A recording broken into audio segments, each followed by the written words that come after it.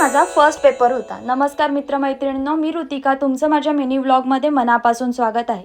गेले 2 दिवस मी काही शूट केलं नाही कारण मी अभ्यास करत होते आणि आता निर्णय घेतलेला आहे जोपर्यंत एक्झाम संपत नाही तोपर्यंत मी कंपायलेशनमध्ये व्लॉग टाकेन, म्हणजे ज्या दिवशी माझा पेपर असेल त्या दिवशी मी व्लॉग पोस्ट करेन, कारण एडिटिंगला पण टाईम पाहिजे ना। सो म्हणून सकाळी उठले, आज माझा फर्स्ट पेपर होता। लवकर जायचं होतं, 7ची बस पकडायची होती। बस नाही, बोट पकडायची होती, कारण मी बसने नव्हते जाणार, मी गाडी घेऊन जाणार होते जेटीपर्यंत। बाप्पाचा आशीर्वाद घेतला, गाडी घेऊन थेट पोचलेली आहे मांडवा जेटीला। गाडी पार्क केली आणि पुढचा प्रवास चालू केला। 2 बस असतात PNPच्या, पण त्या दोन्ही आल्या नसताना सुद्धा PNPची बोट पूर्ण भरलेली होती।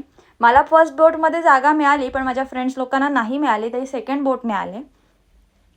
असो, आम्ही तिकडे जाऊन म्हणजेच गेटवेला जाऊन आम्ही एकत्र भेटलो आणि आम्ही पुढचा प्रवास केला। बस पकडली, मग ट्रेन पकडली, मग रिक्षा केली आणि मग फायनली कॅम्पसला जाऊन पोचलो।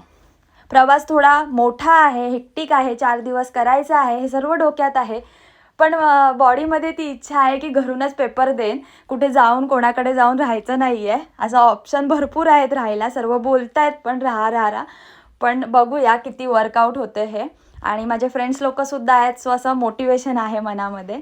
फायनली सेंटरला पोचले, पेपर दिला, 1:30ला पेपर सोडल्यानंतर पेपर गेलेल्याचं न विचार करता आता येणाऱ्या पेपरची वाट बघायची होती, कारण त्याचा विचार करायचा होता, अभ्यास कसा करायचा, कारण एकच दिवस सुट्टी आहे 2 पेपर्सना। म्हणून पटापट आम्ही 3:30ची बोट पकडायला म्हणून लवकर आलो जेटीला आलो गेटवेला आणि बोट पकडली आणि 5पर्यंत घरी पोचलो। आणि ते लोकंसुद्धा अलिबागला जाणार होते, सो ते सुद्धा पोचले असतील 5:30पर्यंत।